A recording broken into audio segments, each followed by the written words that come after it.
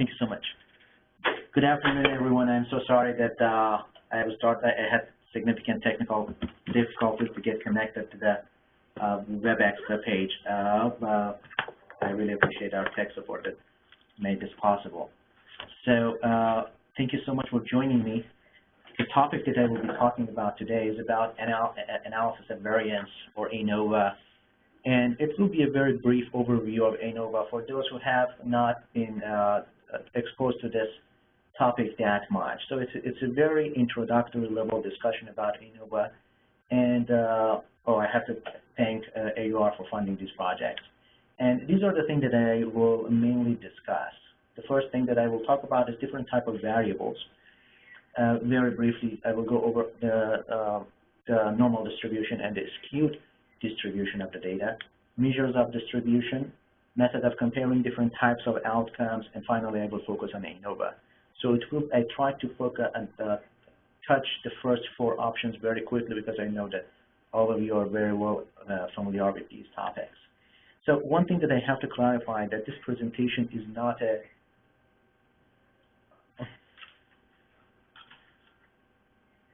I don't know what happened.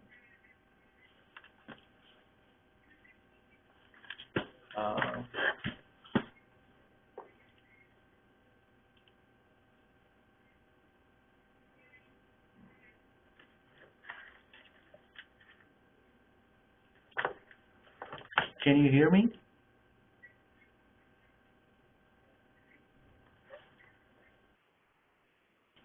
We can still hear you, but your screen isn't working. My screen is very weird. Okay, just give me 1 sec. I don't know what's going on.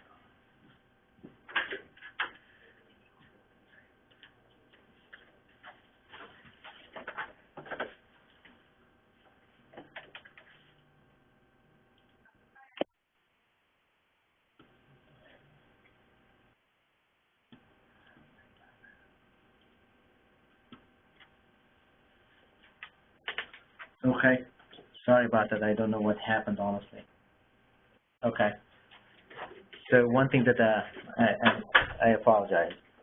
So one thing that I have to clarify that this is not how to do ANOVA study. So this is just the introduction to get to know it and knowing I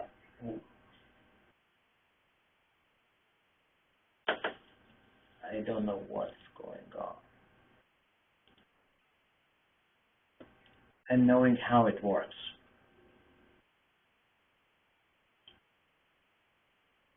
Okay, so different type of variable. So overall, we can categorize variables into two different categories: continuous variable versus categorical variable.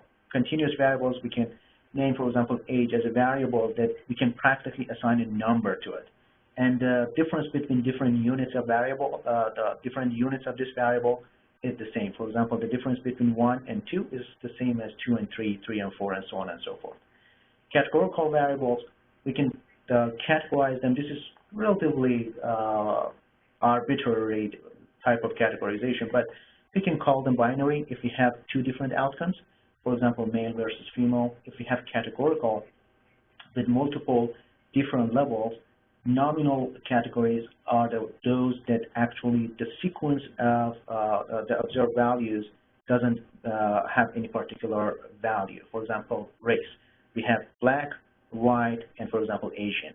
So that it doesn't matter which one is first, and the difference between black and white is not equivalent to the black, for example, and Asian, and so on and so forth. So the difference between these levels is not a topic of interest.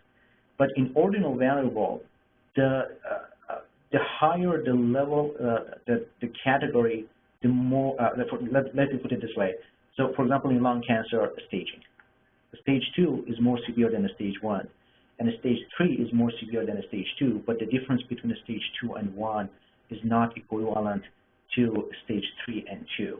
So the difference between levels in ordinal variables is never the topic of discussion. So very briefly going over the distribution of the variable. Normal distribution is the thing that we know as a bell-shaped distribution. So if you create a graph, for example, a bar graph of your data, and if the center of your, if the appearance of your distribution is similar to a bell-shaped appearance, it means that practically the majority of the statistical and analytical method that we use is okay for this approach. But if you have a skewed data, for example, the pattern that we see very frequently in radiology health services research, that we might not be able to use normal or very routine statistical analysis for the analysis of our data. For example, if you take into consideration number of the CTs that we do for patients, the majority of the patients either don't receive any CT or receive 1 or 2 CTs, but we have a very few patients that will have a lot of these evaluation or a lot of CTs, and that results in the very skewed pattern of the data. So we have different approaches in order to address the skewness of the data, and we have to be careful not to use the same approach that we adopt for normal distribution in the setting that we have a skewed data. So the 3 most common measures of distribution that we use very frequently are mean, median, and mode, and I'm sure you all are very familiar with, but the mean is the topic of our discussion for ANOVA that we will focus on in a few seconds. So assume that we are dealing with a continuous variable, and we will have different scenarios. So if we have 2 groups and we have normal distribution of the data, the way that we can compare mean between 2 groups, the most commonly used approach is t-test. And I'm sure many of you are familiar with that. So if the distribution of the data is not normal, we have non-parametric data analysis approaches. One of them is, for example, man-with-mean U-test when we have non-pair data. In other words, when the data are not related to each other.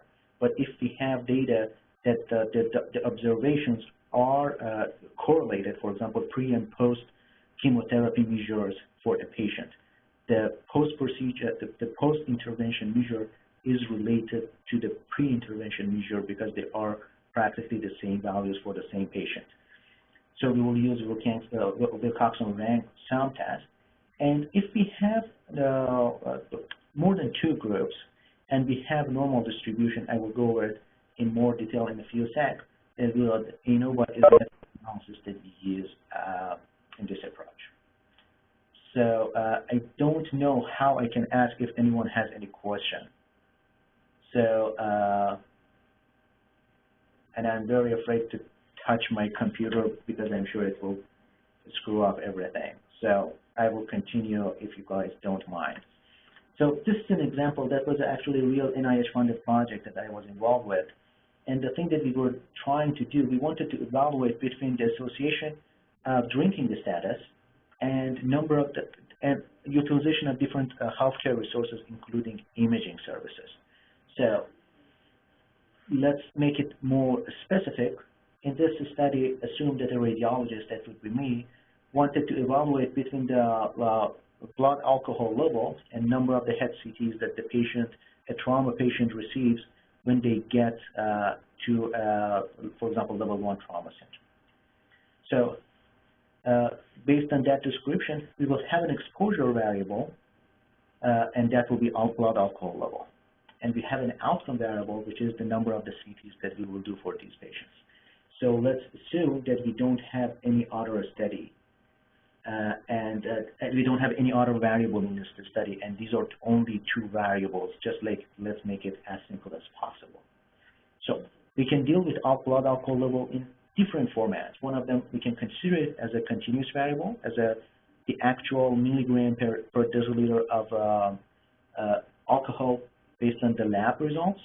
We can make it binary variable as a alcohol positive versus alcohol negative, or we can categorize it in multiple different ways. One of the ways that, for example, I have categorized it here is that we can categorize it to negative. It means that there is no alcohol involved. We can make it less than legal limit, which is usually, for example, 0.08 milligram per deciliter. That's the legal limit. If it's less than that, that's one category, and if it's more than that, it will be practically intoxication. So we will have 3 different categories. And number of the CTs, we can deal with it as a continuous variable, as a binary variable, the patient received versus not received CT, and categorize, for example, 0, 1 to 2, or more than 2. And these are the different ways that we can analyze the data. So if we deal with alcohol level as a continuous variable and number of the CTs as a continuous variable, one of the most commonly approaches that we adopt is regression. So I'm sure one of my colleagues will later on will talk about regression, the use, and how to use it and all those things in the follow-up lectures. So we can deal with alcohol as a binary variable, presence of alcohol versus lack of presence of alcohol, or alcohol on board versus no alcohol on board, and CT performed versus no CT performed. So it will be a 2-by-2 table, and we will use a chi-square for this analysis. So if we use alcohol as a binary variable and number of the CTs as a continuous variable, so we have two groups, and we are planning to use compare mean number of the CTs between two different groups. Again, here the assumption is that the distribution of the numbers is normal, and we have a bell-shaped variance. And we can use a t-test for that purpose. And finally, if we categorize blood alcohol level into three different categories, alc 0, or means no alcohol, alcohol less than 0.8, and alcohol more than 0.8, which is the intoxication level. So we will have three categories, and we want to compare mean number of the CTs in these three categories, and we will use ANOVA. So the question that comes to mind is that, okay, why are we troubling ourselves using ANOVA rather than just using t-test? So similar to this one. So imagine that we have three different groups, and instead of using ANOVA, we want to compare we will use A with B, A with C, and B with C. But let me remind you that anytime that we do in a study, we have two different hypotheses. One of them is the H0 or the null hypothesis, that the assumption here is that there is no difference between in the outcome variable between the groups that we are evaluating. And H1 is the hypothesis that we assume that there is a difference between groups. And if we show that there is an association, it means that we have rejected the H0 hypothesis.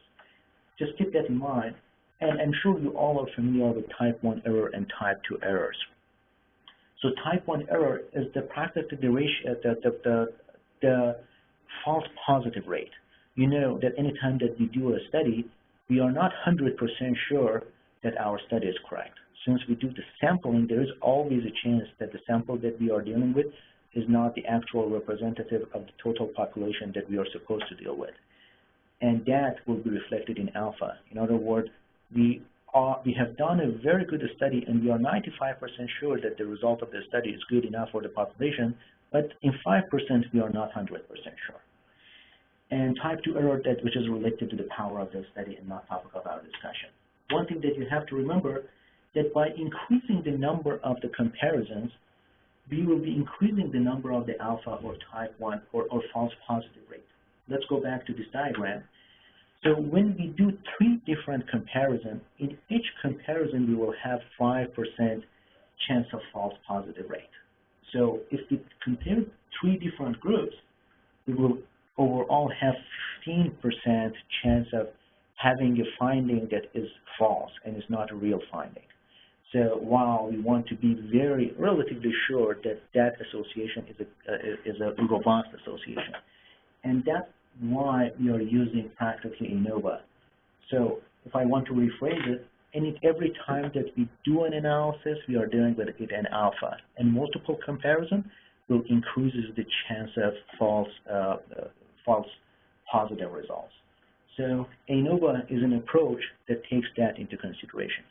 One thing that I have to tell you is that after we use ANOVA in order to do the analysis, again, we have to do extra or post hoc analysis to be sure that the findings that if we see a difference between among these three groups, we need post hoc analysis to identify which two groups are different, and I will discuss that later on. So similar to any other biostat study, we will, in order to be able to use ANOVA, there are certain assumptions that have to be satisfied. One of them is the normal distribution of the data. So, and that will, that's the thing that we discussed about it in regards to the bell-shaped appearance of the data. So data should be independent of each other. In other words, there should be no correlation between the findings. So if we have a pre and post, for example, intervention values, ANOVA or simple ANOVA is not the way to go. And we should have homogeneity in the variance among the groups. I don't want to discuss about this in too detail, but overall, we don't want to have groups that are very, very much different. But the good thing is that if we have good number of the cases in each group, ANOVA is really relatively robust to these assumptions. In other words, if these assumptions are not satisfied, ANOVA still give us good results. But the main question is that what's good sample size? I don't think that there is any consensus in regards to what's a good sample size, but some people say, okay, between 30 or 50 cases in each group should be good enough in order to have a robust data analysis. So I mentioned that we are comparing means between three groups, for example, in our study, between three levels of alcohol level, blood alcohol level in our study, but why we call it analysis of variance? So aren't we supposed to say that analysis of means? So, and the main reason is that we have two different type of variability or variance. Sorry for the screw up of the slide, I don't know what happened. So we have two different type of variance. Within the group variability, in other words, the difference between each data in the group and the mean of that particular group. And we have between groups variability, which is the difference between each group, a value of each person in each group with the overall mean of the whole study. And the thing that ANOVA does practically takes this into these two different sources of variance into consideration and calculates an F statistics. So, of course, you don't need to know how to calculate F statistics, but I want you to know that based on the size of the F, the result of the ANOVA would be significant versus non-significant. So if we have a large F statistics, it means that the variance that we see among the group is much more than the variance that we see within each group. And that results in an ANOVA study that is significant. It means that less than 0.05. So now that we get to the point that we have an F statistics that shows the ANOVA analysis as significant, it means the only thing that we can conclude from this is that there is a difference at least between two groups in our study. So we had three comparisons, we had three groups, and we had overall, for example, comparing A and B, A and C, and B and C. And so at least two of these comparisons, at least one of these comparisons has a significant difference in mean value. So now there are different ways for us to detect which two groups are different and how significant that difference is. And these are the ways that we use the Tokay's test, Bonferroni test, Schaaf's test, and Bonferroni is probably the most common thing that you will see in your data analysis.